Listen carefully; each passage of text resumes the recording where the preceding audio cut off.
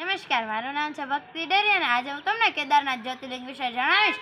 કેદારનાથ જ્યોતિર્લિંગ ભારત દેશના ઉત્તરાખંડ રાજ્યમાં આવેલું છે અને એવું મનાય છે કે અહીંયા ભગવાન શિવનો સાક્ષાત વાસ છે.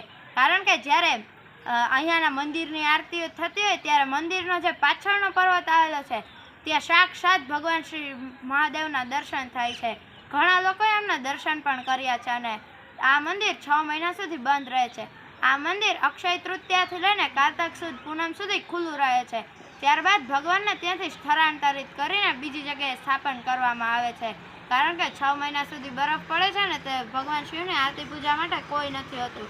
તે મૂર્તિને બીજી જગ્યાએ સ્થાપિત કરવામાં આવે છે અને આ મંદિર સૌપ્રથમ પાંડવોએ બંધાવ્યું હતું અને ત્યારબાદ આદ્ય શંકરાચાર્યએ આ મંદિરનું નિર્માણ કરાવ્યું હતું.